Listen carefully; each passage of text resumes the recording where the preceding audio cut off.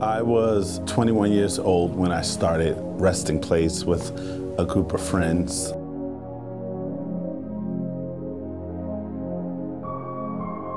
Yeah, it was just excitement about just what God was going to do. Didn't quite know what he was going to do, but we knew that God was going to do something. We were all a part of a local church that had experienced the move of God prior to us starting Resting Place, and that move of God had completely transformed my life. It was at that very place that the Lord had called me into a life of day and night prayer, where I felt the call to be an intercessor, where I knew that it was more than just something I did on a Wednesday night or a Friday night, but it was a life call that God was calling me to live a life of prayer, to devote I knew that it was going to be something I would give my complete life to.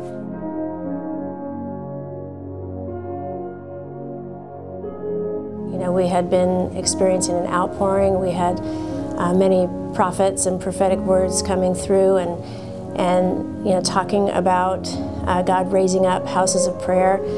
We had no grid for it, but we just knew that we wanted to take part in it. We knew that we wanted to say yes to something bigger.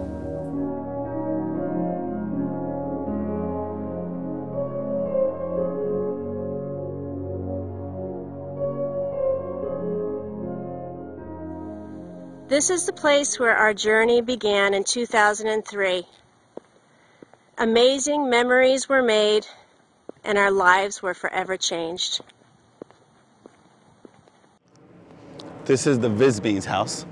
Julie and Jim Visbean, who opened up their doors for us to gather to worship and pray. So we're going to go inside to see where Resting Place first started. There was a time where we would pack out the prayer meetings here, and people couldn't get in, and they would stand alongside this here, and the windows would be open, and they would worship and pray right out here because they couldn't get inside. So guys, why don't you tell us one of your favorite memories in Resting Place? Go ahead. One of my favorite memories is when Pastor Ben from Connecticut would come. He would drive 2 hours down here maybe, and basically he would crawl through the door and land right here on the floor. Yeah. And that's where he would stay for literally hours. Yeah. And by the time he left, he was so refreshed. That's right. So I miss him. He was a wonderful man, and this house was so filled with the glory of God that when you left, you were refreshed. Resting Place House of Prayer and Revival Center started right here in this room. And we would pack this room out. And there's a little wall here, but there's another room back here where we would gather as well. It's a very small room, but all the furniture you see was completely moved out. And we would have the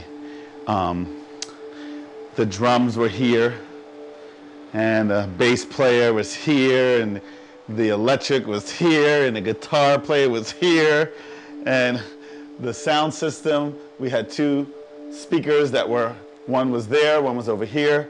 The prayer mic was here. I would stand here and lead prayer with Aaron, and Rich would help us. He was a young man at the time. I was 14 years old when Resting Place started, and we didn't know what IHOP was. We didn't know what the House of Prayer was. We didn't know what Resting Place was. All we knew was there was people gathering to pray, and me and my friends at the time, we were longing for revival. We were longing for something more, and Aaron invited us to come to this prayer meeting that we didn't know much about, but we knew we were supposed to be there, and so we went. And I remember those first few months in that first year, just experiencing the presence of God in a way I had never had in my entire life. And I knew this was somewhere I needed to be. And something on the inside of me knew my destiny was tied to this place.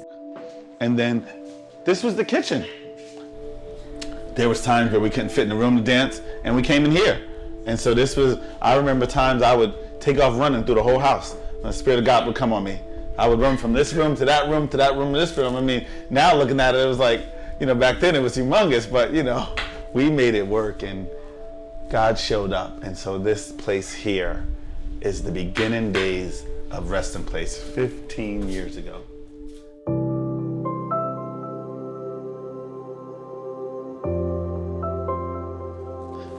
This is my door right here I used to come through.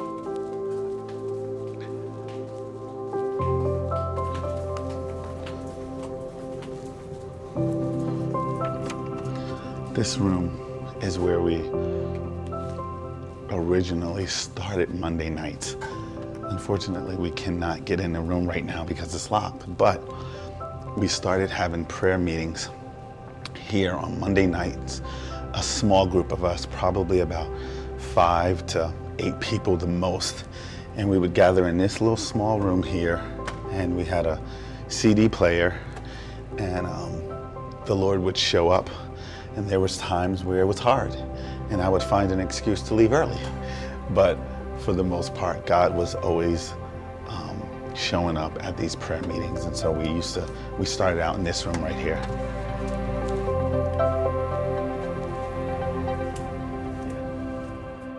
We outgrew that little small room, and then we started to gather here for prayer meetings, and we used to meet in this very back in this area. There we go. We would gather back here on Monday nights, a small group of us, and take these chairs and put them in a little circle and put a little CD player over there, and we would just pray and we would worship. And it was here that the Lord used to speak to us about House of Prayer, about the future of Resting Place and the School of Ministry and 24/7 worship and prayer and the outreach to the poor, and just so many things God used to download right here in this spot. The call Nashville 7707 was one of the turning points for Resting Place as a community, for our whole region really. I remember there was 2 buses that went down and 2 buses coming back, and a young man started sharing a testimony about what the Lord was doing in his life. And he got up and shared what the Lord did for him on that day and how he delivered him from something that he had been struggling with. He said, I remember him clearly saying, he says, I felt like an orphan, and now I'm a son. And when he said that, the presence of God came in that bus. And one by one, people started to get up and give their testimony of what the Lord did for them during the call. And then I remember we had a mother of revival, Reverend Pora from the Bronx House of Prayer, who was with us. And I remember Reverend Pora went up to the mic and she started to pray. And the Spirit of God just started to move throughout that bus. And people started getting delivered. And people started getting healed and set free. And weeping breaks out. And the joy of the Lord breaks out. God started restoring joy to hearts. And I mean, it was powerful. So we outgrew the room, the upper room.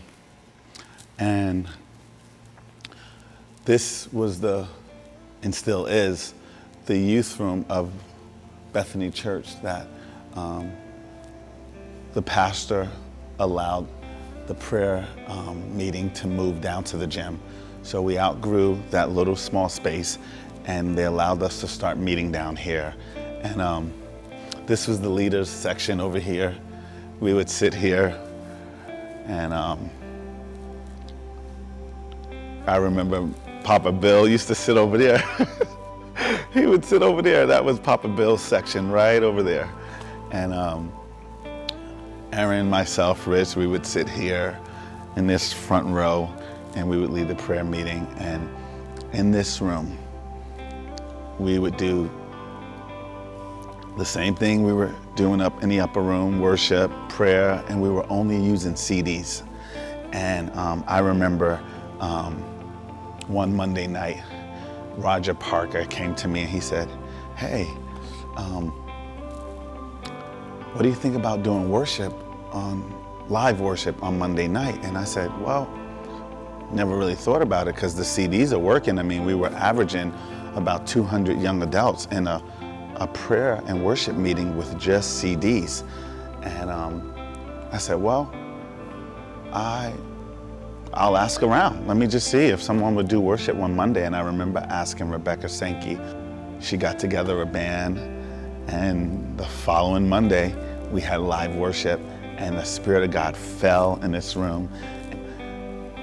People were just, bodies were everywhere. The presence of God came. The joy of the Lord touched hearts, and I mean, it was just an outpouring. I mean, and we was like, oh, we're gonna continue with this live worship, because we were doing fine with just the CDs, but we did live worship, and the Lord was just showing up, and people were coming from all over. And so I remember that was really how the live worship, because we never really intended to do live worship on Mondays. It was going fine. We never, you know, we had the CDs, we had the music we needed, and from there we decided to do it the following week. And so that's really how the live worship on Monday night started.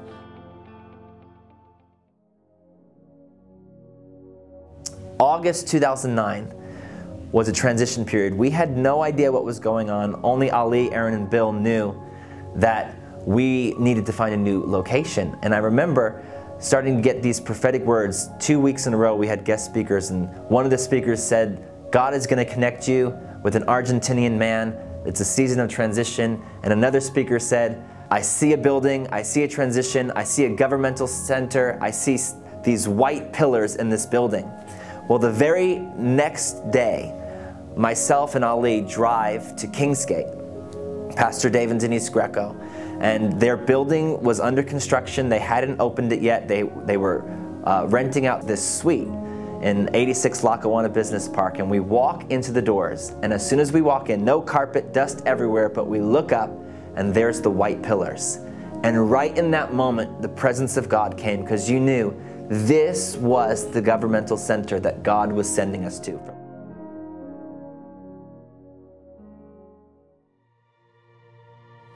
What's been happening over the past 8 years has just been amazing.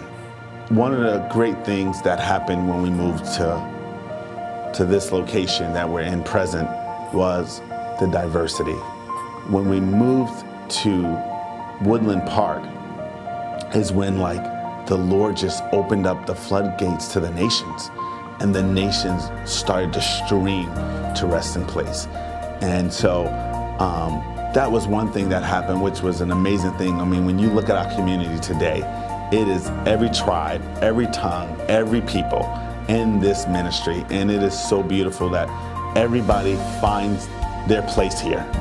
And so you know, the nation started to come, and then we started developing more worship teams, and more worship leaders started to come, and we started to really get our worship department together, and then the Lord started to raise up prophetic rooms, and we got the healing rooms, and then we started the school of ministry. These young kids just come together and form community. They're all from different churches, and they're just coming together and worshiping the Lord in amazing ways, and God is just raising up lovesick worshipers. We have seen so much. We've seen so many lives transformed. We've seen people healed and delivered and set free, and it has just been a beautiful journey, and we are only just at the beginning, because I feel like there is so much more that God has in store. And so I feel like personally, although this is our 15-year anniversary, I feel like we are just getting started. And so I'm so excited about the next 15 years of what God has for us.